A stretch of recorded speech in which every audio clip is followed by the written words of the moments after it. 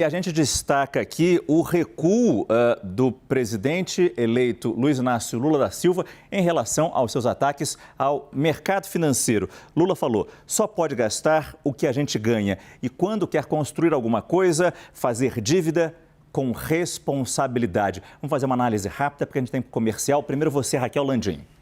Então, Márcio, ele menciona, estou aqui só procurando, ele faz duas observações apenas. Ele diz, eu tenho um compromisso, não vou fazer tudo que o sistema financeiro quer e é preciso tomar cuidado para não ser vítima da especulação. Mas comparado com os discursos anteriores que ele tinha feito, é um discurso muito mais leve, né?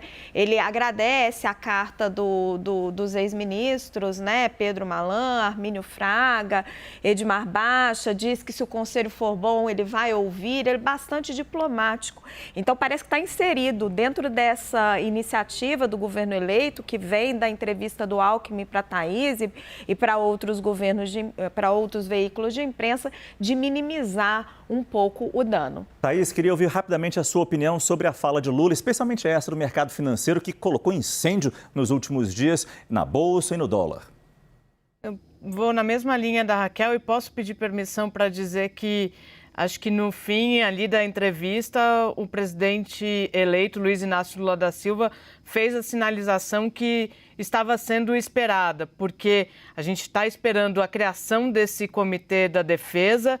Há muita conversa sobre essa falta de interlocução do PT com as Forças Armadas. Me parece que Lula colocou bastante a bola no chão e fez um aceno explícito aos militares. Desculpa não ter ido no seu tema, Márcio. Não, perfeito, porque ele falou sobre a ausência ainda dos nomes do grupo de trabalho da área da defesa. E ele disse, vai criar esses grupos que faltam ser criados quando voltar ao Brasil, mas que o comando das Forças Armadas está tranquilo e o Brasil vai voltar à normalidade entre Forças Armadas e o governo. Basília, queria a sua análise.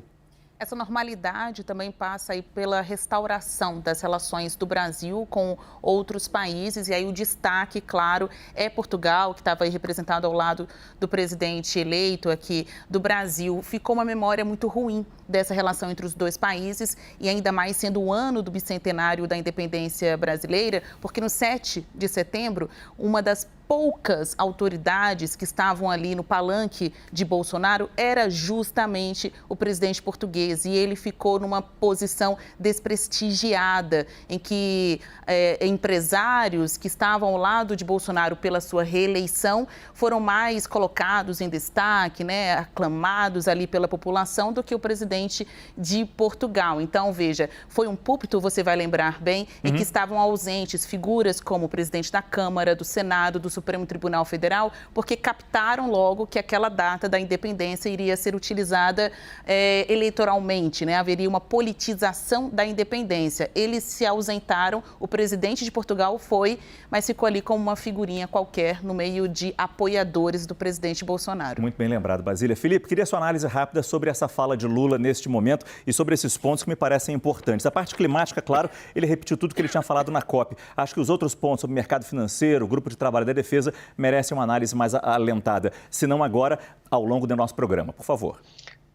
Pois é, mas ele, em primeiro lugar, continua tentando se distinguir ali do Jair Bolsonaro na questão ambiental, e isso, claro, dá uma cartada para ele, já que foi a área mais sensível, de maior desgaste para o governo de Jair Bolsonaro. Ele foi questionado ali por uma repórter sobre essa questão da responsabilidade fiscal, que ele atacou em duas declarações, né, de poucos dias de diferença, e aí ele falou que ninguém tem autoridade para falar de política fiscal comigo, resgatou o passado daquele Lula de 2023, que eu contestei aqui outro dia, que realmente existe. Acho que o Lula sempre foi esse que ataca a responsabilidade fiscal, embora quando ele estivesse chegando ao poder, ele precisasse fazer ali uma série de concessões naquele momento, que era um período de bonança diferente desse momento em que a gente vive hoje. Então, se a gente pode concluir que houve um recuo, não foi assim um recuo expresso. E ele ainda falou que é sem fazer tudo que o sistema financeiro quer. Então, ele mantém ali um discurso populista de pobres contra ricos e posando de defensor dos pobres. Renato, será o suficiente para acalmar o mercado já na segunda-feira? provavelmente o mercado vai ficar mais calmo, mas eu estou meio acostumado são meus clientes, inclusive, nesse caso, trabalho para eles, mas eu tenho certeza que vai subir, vai descer, o mercado tem essa instabilidade como algo natural. Acho que, para mim, a primeira mensagem econômica que o presidente eleito Luiz Inácio Lula da Silva deixou é o que o brasileiro médio costuma entender. O brasileiro médio sabe que se ele foi um bom pagador no passado, ele tem crédito. E o que o Lula fez na sua escoragem, o que ele fez é o que a gente chama de credit score no mercado. Eu falei, olha o meu histórico de bom pagador aqui, fiquem tranquilos.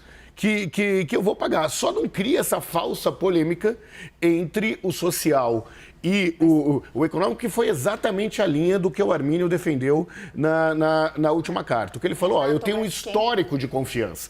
E, na boa, entre nós aqui, ninguém acha que, de fato, o investimento para os mais pobres não deva ser a prioridade absoluta de qualquer governo. Tenho certeza que todos nós aqui colocamos ele. Quem colocou a polêmica entre o fiscal e o social foi o Lula. É verdade. Foi ele no discurso dele, não foram mas foi os só um outros. discurso Ele de como cumprir a vontade das urnas, que ambos os candidatos... Ele que colocou como coisas excludentes, e aí as outras pessoas reagiram. Não foi o inverso. Ele precisa, Raquel, honrar com compromisso de campanha que foi vitorioso nas urnas. Compromisso, inclusive, que o seu adversário defendia.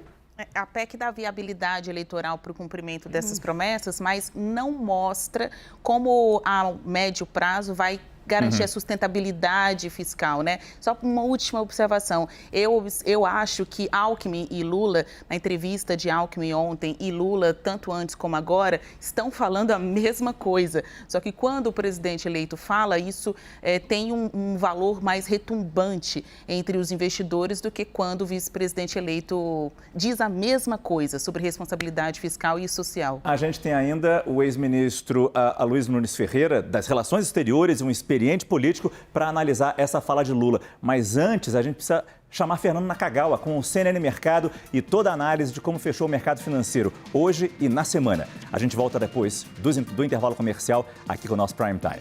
Até já. Estamos de volta com o CNN Prime Time. Conforme prometido, vamos continuar a análise da fala do presidente eleito Lula lá em Portugal. Já ouvimos Felipe Moura Brasil, já ouvimos Thaís Arbex, já ouvimos o nosso time aqui no estúdio, Renato Meirelles, Raquel Landim, Basília Rodrigues. Faltou talvez a figura mais que tem um lugar de fala nesta questão, já que é um ex-ministro de Relações Exteriores e acompanhou a visita de Lula lá no Egito, em Sharm el-Sheikh, na COP27, e viu como ele foi recebido como um líder internacional, novamente no cenário internacional, e agora essa fala do presidente eleito. Queria a sua análise, ministro, por favor. Bom, meu lugar de fala já foi faz tempo, mas enfim, o meu lugar de fala é aqui, sentado com vocês. É um discurso de estadista, eu achei, um discurso... Eu me lembrei, o discurso de um grande personagem da política internacional, como foi Fernando Henrique também, um grande personagem, tinha um recado para dar. O general de Gaulle ele disse uma coisa que ele repetia sempre: eu tenho uma certa ideia da França e uma certa ideia dos franceses. Une certaine idée de la France. Para ser um grande estadista, você tem que ter uma ideia do seu país. O que significa o seu país no mundo? E o que significa o seu povo para sustentar essa presença do país no mundo. Isso são coisas imprescindíveis. E o que ele falou é uma coisa, ele mostra o que é o Brasil no mundo, o Brasil que volta ao jogo da política internacional, o Brasil que estende a mão e volta a se relacionar com todos os povos do mundo, inclusive, especialmente com nossos vizinhos, fala da necessidade de mudar a governança do sistema internacional, se dá um recado. E a partir de alguns predicados que nós temos, ele utiliza o predicado que hoje está na ordem do dia, que é sermos uma grande potência ambiental. Né? Então, ele jogou isso direitinho e disse, para que isso ocorra, eu preciso ter o meu povo bem alimentado, meu povo prosperando, meu povo em segurança. E precisamos ter paz interna. Então, foi um discurso muito redondo, na minha opinião. Muito redondo, adequado para aquela circunstância, que está sendo recebido pelo primeiro-ministro de Portugal. Deu um recado para a Europa, quando se refere ao Macron. Macron é uma figura importantíssima Assim como Portugal, aliás, Macron é uma figura importantíssima para a concretização do acordo entre o Mercosul e a União Europeia. A França é um dos pilares da União Europeia e onde há resistências à concretização desse acordo, que foi negociado, aliás, em grande parte no meu tempo. Dá um recado para o Macron, né? E também pede ajuda a Portugal, porque Portugal tem sido um facilitador das relações do Brasil com a União Europeia. A União Europeia, que é o principal fornecedor de investimento direto para o Brasil, é a União Europeia. Então, acho que foi um discurso que fechou bem, fechou redondo. Agora, foram questões levantadas ali pelos jornalistas a respeito da questão fiscal, que ele, no meu entender, ele repetiu aquilo que o Alckmin disse. Não fez muita diferença. Olha, calma, gente. Vamos devagar, calma, porque eu sou rigoroso, sempre fui. E a história da viagem que você está querendo muito falar, comentar, e que eu acho que ele deu uma resposta adequada. Raquel? Não, o ministro está mencionando o caso do jatinho, né? Jatinho. Deixa eu falar do jatinho. Por favor, ministro. É o seguinte, se houver algum conflito, se um dia se concretizar algum conflito de interesse entre o presidente Lula, empossado presidente da República, e os interesses dessa empresa, hoje em dia, tudo é feito às escâncaras. Tudo é feito... Não há segredo mais. Não tem como esconder. Não tem como esconder. Se houver algum tipo de conflito de interesse efetivo, concreto, realizado, é claro que ele vai arcar com as consequências. O meu ponto, ministro, é só um ponto que eu já tinha colocado, inclusive, no programa WW, quando o fato veio à tona, né? O Brasil viveu uma história de conflitos éticos e de conflitos de patrimonialismo, de capitalismo de laços entre o poder público e os empresários. É uma pena que essa memória seja trazida de volta por esse episódio. Mas, se você desculpa, porque tem um ponto que eu acho importante disso, que é a alternativa. Que alternativa teríamos? Bom, quem defende financiamento privado de campanha não tem por que defender financiamento privado e não defender com que se pegue carona nesse jatinho. Se fosse um gasto público, seja por parte do fundo partidário do Partido dos Trabalhadores, seja por conta do governo ceder, o que republicanamente talvez fosse o melhor, o avião presidencial para o presidente eleito, claro, né? Poderiam falar que, olha, os gastos públicos que estão sendo feitos com essa viagem. Objetivamente, a União Europeia é um dos principais parceiros do Brasil. O Lula ir na COP significa restabelecer relações internacionais do mundo, que vai trazer dinheiro para o Brasil. Portanto, a alternativa a esse tipo de situação seria não ir para a COP, ou fazer por teleconferência, o que nem de perto permite as reuniões bilaterais que foram feitas, por exemplo. Então, portanto, no custo-benefício, o que foi melhor efetivamente para o Brasil? Agora, eu concordo com o ministro. Se no futuro, se tiver algum conflito de interesses com relação àquilo, ambos irão ser cobrados por essa visita. Só lembrar o episódio da Dilma, que quando o presidente eleita foi para a reunião do G20 em Seul de voo comercial.